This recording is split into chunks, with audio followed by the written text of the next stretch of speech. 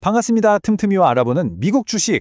오늘은 나노바이브로닉스 티커명 NAOV를 심층 해부합니다. 최근 변동성이 큰 시장 속에서 많은 투자자들이 확실한 성장 동력을 찾고 있는데요. 오늘 살펴볼 이 작은 의료기기 회사는 어쩌면 바로 그런 극적인 변화의 중심에 서 있는지도 모릅니다. 이 회사가 주목받는 이유는 단순히 주가가 오르내려서가 아니고요. 과거의 사업을 모두 버리고 회사의 명운을 단 하나의 기술에 거는 정말 거대한 피벗, 즉 방향전환을 감행했기 때문입니다. 오늘은 이 대담한 도박이 과연 성공할 수 있을지 그 속을 면밀히 들여다보겠습니다. 지금 나노바이브로닉스를 보는 시선은 정말 양쪽으로 쫙 갈리고 있어요. 한쪽에서는 레딧 같은 커뮤니티를 중심으로 이거 공매도 세력 몰아내고 주가 폭등시킬 수 있다 하는 이른바 슈 스퀴즈에 대한 기대감이 막 부풀고 있죠.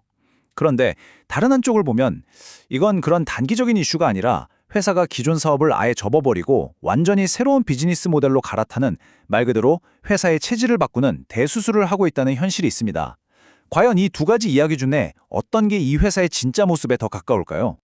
자, 그래서 오늘 우리는 이 회사를 제대로 이해하기 위해서 네 가지 단계를 밟아볼 겁니다. 첫째, 대체 어떤 급진적인 변화가 있었는지.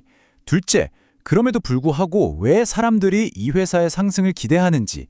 셋째, 하지만 현실적으로 어떤 심각한 문제들이 있는지.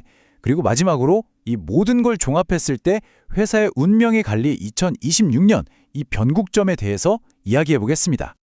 네, 첫 번째 파트입니다. 급진적인 전환.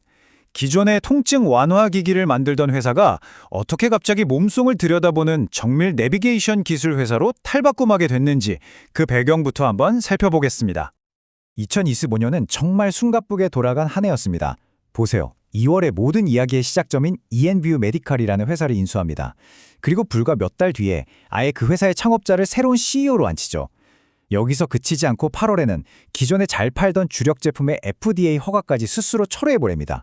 이건 돌아갈 다리를 아예 불태워버린 거죠. 그리고 연말에는 회사 이름까지 바꾸겠다고 선언하면서 과거와는 완전히 다른 회사가 되겠다고 공표합니다. 이 모든 게 1년도 안 돼서 벌어진 일입니다. 새로운 CEO 도론 베서가 한 이 말이 모든 걸 설명해 줍니다. 우리의 ENView 시스템이야말로 가장 강력하고 확장 가능한 성장 플랫폼이라는 게 명확해졌습니다. 라고요. 이건 단순히 좋은 기술이 하나 생겼다는 의미가 아니에요. 이제부터 우리 회사의 모든 돈과 인력, 모든 역량을 오직 이 ENView 하나에만 쏟아붓겠다는 그런 출사표였던 셈입니다. 그럼 대체 이 ENV 시스템이 뭐길래 이렇게까지 하는 걸까요? 아주 쉽게 비유하자면 우리 몸속을 안내하는 초정밀 GPS라고 생각하시면 됩니다. 의사가 환자 몸에 영양 공급 튜브 같은 걸 넣을 때 예전에는 감이나 엑스레이에 의존해야 했거든요. 근데 이 시스템은 전자기장을 이용해서 튜브 끝이 지금 어디쯤 가고 있는지 마치 내비게이션 화면처럼 실시간으로 보여주는 거예요. 당연히 시술의 정확도와 안전성이 이전과는 비교도 안 되게 높아지겠죠? 이게 바로 FDA 승인까지 받은 나노바이브로닉스의 새로운 심장부 기술입니다. 자, 그럼 이제부터 투자자들이 열광하는 이유, 긍정적인 전망을 한번 살펴보겠습니다. 이 ENV라는 기술이 어떻게 수십억 달러의 가치를 만들어낼 수 있다고 보는 걸까요? 우선 이 회사가 뛰어든 시장, 그 판 자체를 봐야 합니다. 경장 영양 공급기기 시장인데요. 전 세계적인 고령화 추세나 만성질환 환자가 늘면서 계속해서 커질 수밖에 없는 시장입니다. 근데 중요한 건 기존 방식의 아주 치명적인 약점이었어요. 튜브가 식도가 아니라 기도로, 즉 폐로 잘못 들어갈 위험이 있었거든요. 이걸 확인하려면 꼭 엑스레이를 찍어야 했고요. 엠뷰는 바로 이 안전과 효율이라는 시장이 가장 간지러워했던 부분을 정확하게 긁어주는 해결책인 셈입니다. 이게 숫자로 보면 감이 확 오실 거예요. 2025년을 기준으로 이 시장의 전 세계 규모가 얼마로 추정되냐면 약 43억 달러입니다. 우리 돈으로 환산하면 5조 원이 훌쩍 넘는 정말 어마어마한 시장이죠. 그러니까 회사가 잘하기만 한다면 가져올 수 있는 파이 자체가 굉장히 크다는 겁니다. 그럼 이 큰 시장에서 회사가 뭘 믿고 싸울까요? 바로 이겁니다. 기술적 해자. 옛날에 성 주변에 연못을 파서 적이 못 쳐들어오게 막았잖아요. 특허가 바로 그런 역할을 합니다. ENV의 기술을 보호하는 국내외 특허가 무려 96개가 넘어요. 이건 다른 경쟁사들이 저 기술 괜찮네? 우리도 한번 만들어볼까? 하고 쉽게 따라할 수 없게 만드는 아주 단단한 방어벽이 되는 거죠. 그리고 이게 그냥 우리 기술 좋아요 하고 서류상으로만 존재하는 게 아닙니다. 이미 미국에 있는 38개의 병원에서 실제로 돈을 내고 이 ENView 시스템을 사서 쓰고 있다는 거죠. 이건 시장에서 이 기술의 가치를 인정받기 시작했다는 아주 중요한 신호고요. 앞으로 다른 병원들로 퍼져나갈 수 있는 강력한 발판이 될 수 있습니다. 근데 정말 흥미로운 지점은 지금부터예요. 이 기술이 단순히 영양 공급 튜브에만 쓰이는 게 아니라는 겁니다. 예를 들어 아주 작은 소아 환자들에게 적용할 수도 있고 더 나아가서는 복잡한 혈관을 찾아 들어가는 시술에도 이 GPS 기술을 쓸 수 있겠죠. 여기서 더 발전하면 로봇이랑 결합해서 시술을 자동화하거나 CT나 MRI 같은 영상 위에 실시간으로 경로를 그려주는 것도 가능해집니다. 즉, 하나의 제품이 아니라 무궁무진하게 뻗어나갈 수 있는 플랫폼 기술이라는 게 핵심입니다.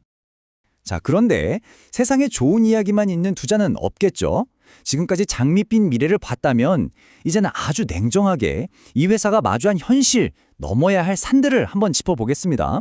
균형 잡힌 판단을 위해서 반드시 필요한 과정입니다. 회사의 재무 상패를 보면 경고등이 여러 개 켜져 있습니다. 2025년 3분기까지 9개월 동안 번 돈은 224만 달러인데 쓴 돈, 그러니까 순손실은 533만 달러예요. 번 돈의 2배가 넘는 돈을 까먹은 거죠. 그동안 쌓인 적자는 무려 7,680만 달러에 달하고요.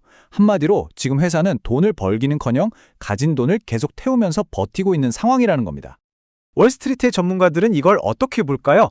아주 차갑습니다. 보시는 것처럼 애널리스트들의 종합 의견은 명확하게 매도, 즉 팔아라입니다. 보통 중립 의견도 많은데 이건 그냥 대놓고 부정적으로 보고 있다는 뜻이거든요. 왜냐? 결국 아까 본 그 재무제표 때문입니다. 저렇게 돈을 빨리 태우는데 과연 의미 있는 매출이 나올 때까지 버틸 수 있을까 하는 근본적인 물음표가 찍혀 있는 거죠. 여기서 잠시 아까 처음에 얘기했던 쇼 스퀴즈 주장 한번 팩트 체크를 해볼게요. 지난 5월에 레딧 같은 곳에서는 NAOU 공매도 비율이 15%가 넘는다, 엄청 높다 이런 글들이 퍼졌습니다. 그리고 이게 단기 투자자들을 끌어모으는 불쏘시개 역할을 했죠. 하지만 그건 어디까지나 지난 5월 이야기입니다. 11일을 최신 데이터를 한번 볼까요?